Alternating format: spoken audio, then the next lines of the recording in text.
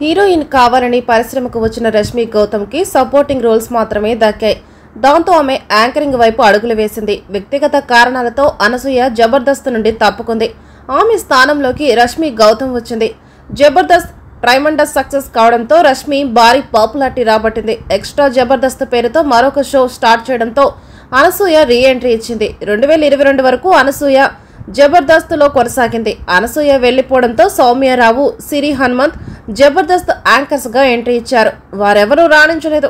Extra Jabardasth title తొలగించి 2 వారాల Jabardasth episodes కి రష్మి యాంకర్ గా వ్యవహరిస్తుంది. అనసూయ లేనప్పటికీ తన గ్లామర్ తో జబర్దస్త్ ఆడియన్స్ ని రష్మి గౌతమ్ మెప్పించే ప్రయత్నం చేసింది. కాగా జబర్దస్త్ సీనియర్ కమెడియన్స్ లో ఒకరైన బుల్లెట్ భాస్కర్ పై రష్మి ఘాటైన కామెంట్ చేసింది. జబర్దస్త్ వేదిక మీద ఈ పరిణామం చోటు చేసుకుంది. రష్మిని చూస్తూ పక్క కూర అనే అర్థం బుల్లెట్ భాస్కర్ తల ఊపాడు. ఆగ్రహించిన రష్మి చెప్పు తెగిత్తి మీ ఇంట్లో అక్క చెల్లెలు లేరా అంది. ఉన్నారు, కానీ వదిన కావాలి అంటున్నారు అని బుల్లెట్ భాస్కర్ సమాధానం చెప్పాడు. అయితే స్కిట్ లో భాగంగానే బుల్లెట్ భాస్కర్ ని రష్మి చెప్పుతో కొడతాను అంది. కామెడీ కోసం అంత పెద్ద మాట అనడం ఒకంత ఇబ్బందిగా అనిపించింది. కాగా జబర్దస్త్ ఒకప్పటి వైభవం కోల్పోయింది. అంతగా కామెడీ పండటం లేదు.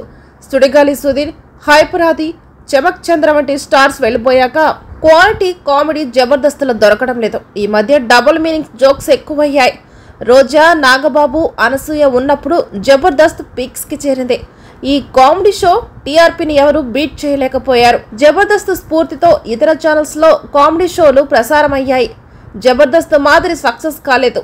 శివాజీ, ఖుష్బూ ప్రస్తుతం జడ్జెస్ గా ఉన్నారు. రష్మి మాత్రమే కొనసాగుతుంది. ఆ మధ్య హీరోయిన్ గా సినిమాలు చేసిన రష్మికి ఆఫర్స్ రావడం లేదు. దాంతో బుల్లితెరకు పరిమితమైంది.